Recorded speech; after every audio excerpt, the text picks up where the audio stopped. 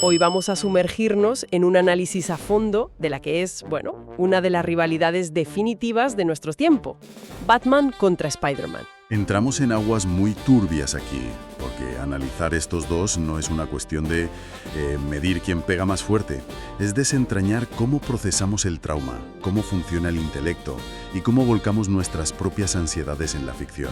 Y para diseccionar todo esto, para quienes nos escuchan, que sepáis que hemos traído una montaña de fuentes.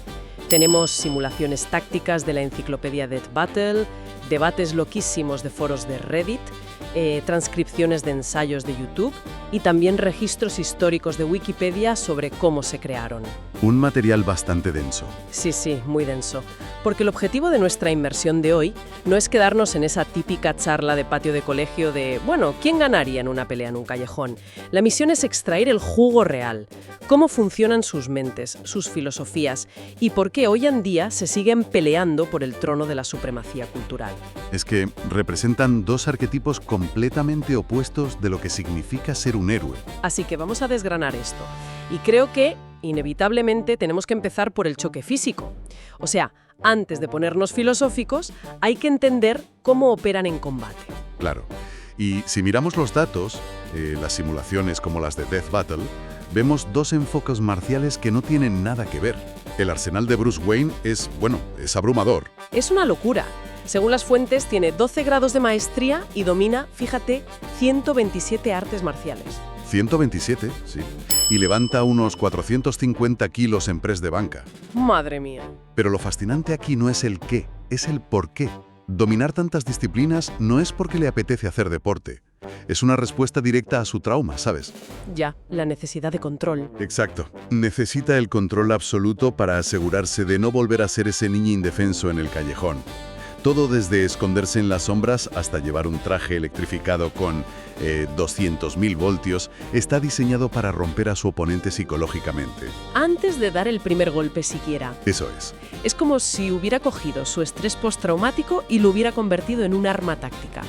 Pero claro, a ver, miras al otro lado del ring y tienes a Peter Parker, un chaval de Queens que destroza cualquier métrica humana. Sí, juega en otra liga. Totalmente. Las fuentes marcan que levanta 10 toneladas y corre a más de 300 kilómetros por hora.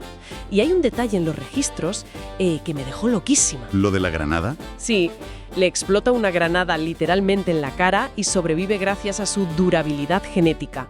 Y a eso súmale que se fabrica él mismo unos lanzarredes en su cuarto. Cuando Death Battle cruza a estos dos en una simulación sin reglas es de película. Es muy visual. Batman apaga las luces, usa humo, incluso saca un transpondedor para llamar a una bandada de murciélagos y cegar a Spider-Man. Y le engancha con el garfio para meterle los 200.000 voltios, que eso Una descarga que freiría el sistema nervioso de cualquier persona en un milisegundo. Pero claro, la biología mutada de Peter cambia la física. Spider-Man absorbe el golpe.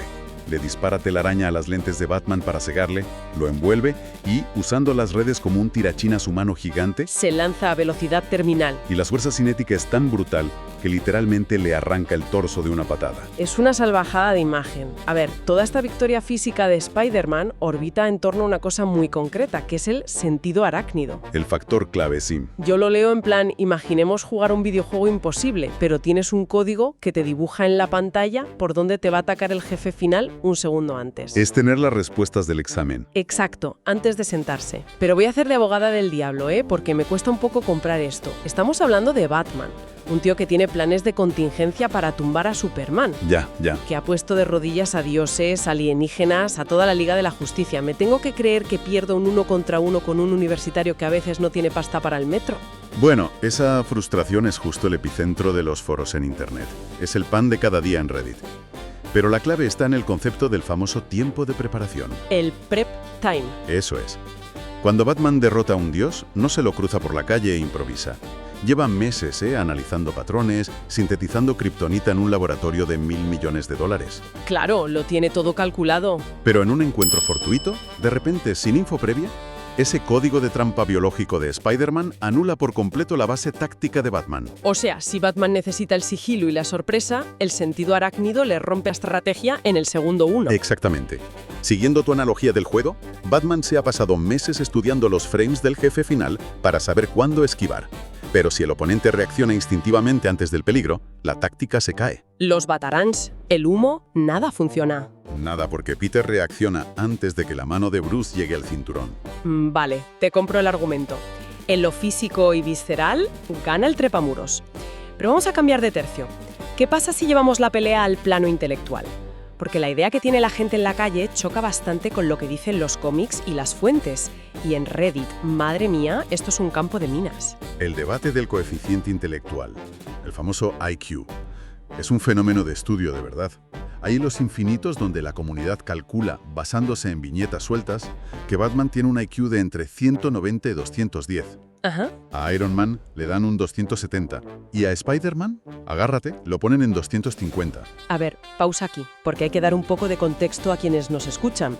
Darle un IQ de 250 a un humano es ciencia ficción pura. Es rozar la comedia, ¿sí? Claro, un genio histórico en la vida real ronda el 160. Decir que Peter tiene 250 es decir que su cerebro funciona con magia.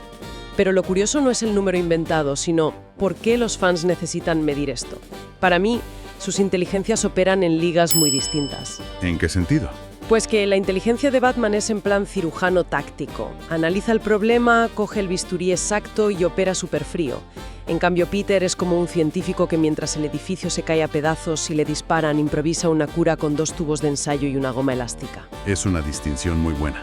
La obsesión por el IQ es solo el intento de darle lógica a universos que llevan 80 años reescribiéndose. Pero si nos ceñimos a las hazañas documentadas de Peter, son apabullantes. Es que inventó el fluido arácnido siendo un adolescente en su cuarto sin recursos. Un polímero casi indestructible, sí. Las fuentes mencionan que Reed Richards, de los Cuatro Fantásticos, que supuestamente es la mente más brillante de Marvel, llama a Peter el chico de la biología, y lo hace con cierta envidia. Fíjate. Sí, hay cómics donde Peter resuelve ecuaciones de física aplicada que el propio Reed no conseguía cuadrar. Y ha hackeado tecnología de Industrias Stark con un portátil de Chichinabo. Y superan inteligencia al Dr. Octopus. Pero aquí viene la gran paradoja. A ver. Si vas a YouTube o preguntas a alguien que solo ha visto las pelis recientes, nadie ve a Peter Parker al nivel intelectual de Bruce Wayne. No, en absoluto. Lo ven como el chico listo de la clase, pero no como un titán científico. Y esto nos enseña cómo lo audiovisual manipula a los personajes por motivos comerciales. En el cine, rebajan la brillantez académica de Peter para no perder la empatía del público. Claro. Si es demasiado perfecto, se aleja de la gente. Exacto, necesitan que sea torpe, que esté agobiado para que conectemos. Con Batman pasa justo lo contrario. Ser el mejor detective del mundo es su pilar fundamental. Si le quitas ese cerebro analítico, ¿qué le queda?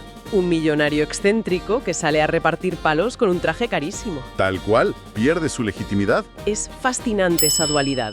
La inteligencia de Batman tiene que ser solemne, rodeado de pantallones en la Batcueva, porque eso justifica su cruzada. Pero la de Peter, que objetivamente crea mejores cosas a nivel científico, tiene que estar tapada por suspensos en clase, su jefe gritándole y no llegar a fin de mes. Su genialidad se eclipsa por sus dramas diarios. Y esa necesidad de que la vida personal de Peter sea un caos nos lleva directo a 1962, a cómo se creó este personaje rompiendo los moldes del superhéroe clásico. Es que el contraste con lo que había antes es brutal. Los registros de Wikipedia muestran una guerra editorial tremenda. Cuando Stan Lee y Steve Ditko pensaban en Spider-Man, Jack Kirby propuso su propia idea. Que la rechazaron de pleno. Porque la versión de Kirby era básicamente un Capitán América que disparaba redes con una pistola y usaba un anillo mágico. ¡Qué horror! Súper grandilocuente. Demasiado heroico, no encajaba con la revolución de Marvel. Querían a alguien tan estresado como el lector. Pero cuando Lee le cuenta la idea a Martin Goodman, el editor jefe, se da contra un muro. Ah, la famosa bronca. Sí. Los archivos dicen que Goodman le dio 3 motivos para cancelar la idea. 1, las arañas dan asco. 2, los adolescentes solo pueden ser los sidekicks, los compañeros del héroe. Nunca el protagonista. Eso es. Y 3, la frase lapidaria. Los héroes no pueden tener problemas de dinero. Un héroe tenía que estar por encima de pagar el alquiler. Claro, aplicaba las reglas de la década anterior sin ver que la sociedad ya era otra. La genialidad de Spider-Man es reventar esa barrera. Peter no vive en una mansión ni en un satélite. Vende fotos para que no desahucien a su tía May. Aguanta el acoso de Flash Thompson. Sí, y la difamación del periódico de J. Jonah Jameson. Toda esa presión estalla cuando deja escapar a un ladrón por pura apatía. Y eso le cuesta la vida a su tío Ben. Un gran poder conlleva una gran responsabilidad.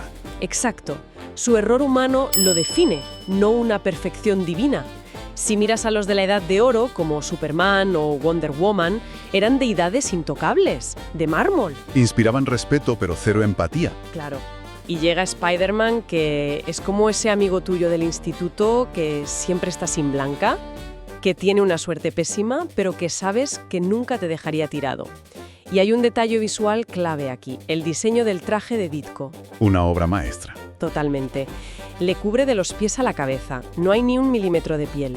Y esto permite que cualquier persona que nos escuche, da igual su color de piel, su físico, se pueda imaginar debajo de esa máscara. Esa inmersión psicológica cambió la historia. Permitió a los lectores conectar a un nivel mucho más oscuro.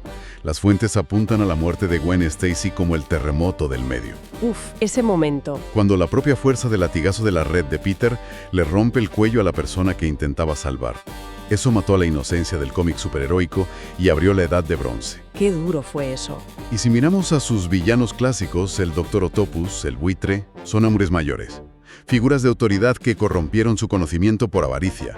Era la brecha generacional de los 60 en viñetas. Peter era la juventud precaria arreglando los platos rotos de los adultos. Mientras tanto, Batman, con todo su trauma, representaba el dinero antiguo, la figura de autoridad financiera que pone orden en la calle.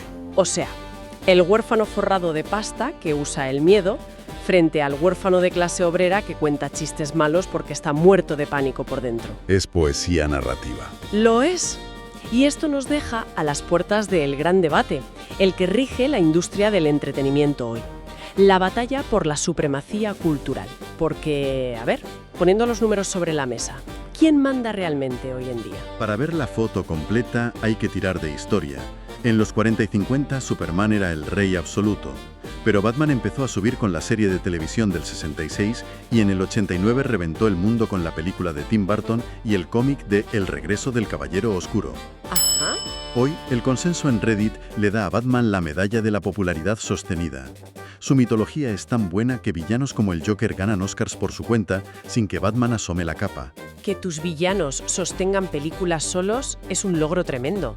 Pero claro, si cerramos Reddit y abrimos la cuenta del banco, no hay color. La supremacía comercial de Spider-Man es una barbaridad. Es otro nivel. Impulsado por el universo Marvel, el Spider-Verse animado, los juegos de Insomniac, es una máquina de hacer dinero. Hay un dato en las fuentes de 2014 que te deja de piedra. Solo en ventas de merchandising, mochilas, figuras, Spider-Man generó $1.300 millones en el mundo. Una locura. Pero ojo, superando a Batman, Superman y los Vengadores juntos. Todos sumados. Demuestra un alcance global brutal. A ver, la popularidad va por ciclos, depende del formato de cada década. Pero la lección de todo esto es que el imaginario colectivo necesita a los dos arquetipos desesperadamente. ¿Cómo lo ves tú? Pues necesitamos a Batman porque es la aspiración de la voluntad. La ilusión de que con disciplina absoluta y recursos podemos controlar el caos del mundo y nuestro trauma. Sí, el control frente al desorden. Y necesitamos a Spider-Man como validación de nuestras luchas. Es el recordatorio de que puedes estar en números rojos, emocionalmente hundido, cagarla 1000 veces y aún así levantarte al día siguiente y tener el valor de hacer lo correcto. Qué buen resumen. Vamos a recopilar un poco para nuestra audiencia. Físicamente, hemos visto que el instinto visceral del sentido arácnido le rompe los esquemas y la preparación a Batman en un choque casual. Sin duda. En lo intelectual, aunque el cine haga a Peter más simplón para que nos caiga bien, su genio científico compite de tú a tú con la mente deductiva de Bruce Wayne. Totalmente a la par. Y a nivel cultural, Batman tiene el universo más prestigioso, pero el trepamoros de Queens domina las ventas globales y el corazón de la gente. Son dos formas brillantes de enseñarnos a lidiar con la tragedia. Dos enfoques que marcan el estándar de la mitología moderna, cada uno a su manera. Y bueno, antes de despedirnos, quiero dejar una pequeña bomba para que quienes nos escuchan le den una vuelta. Hemos hablado de cómo la máscara de Spider-Man funciona porque cualquiera puede proyectarse dentro, ¿no? Sí, la empatía universal. Y el magnetismo de Batman es esa obsesión humana inalcanzable. Pero mirando al futuro del entretenimiento, la próxima vez que te vendan un nuevo superhéroe diseñado por una inteligencia artificial, piensa en esto. A ver, Ese algoritmo programará un personaje lleno de problemas cotidianos, milimétricamente calculado para calcar nuestras ansiedades y vendernos empatía prefabricada. uff, O decidirá vendernos la fantasía de Batman, el espejismo de que con rigor y control absoluto podemos dominar este mundo tan caótico. es un dilema filosófico potente. Ver si la IA intentará darnos un abrazo virtual o vendernos el control que sentimos que hemos perdido con tanta tecnología. Una pregunta para quedarse pensando, desde luego. Y con esto cerramos nuestra inmersión de hoy. Ya veis que explorar los grises de estos personajes es muchísimo más divertido que buscar un diagnóstico fácil. Ha sido un viaje genial. Gracias por acompañarnos en este análisis. Recordad que bajo la capa de la cultura pop siempre hay engranajes psicológicos y sociales operando en la sombra. Hasta la próxima inmersión.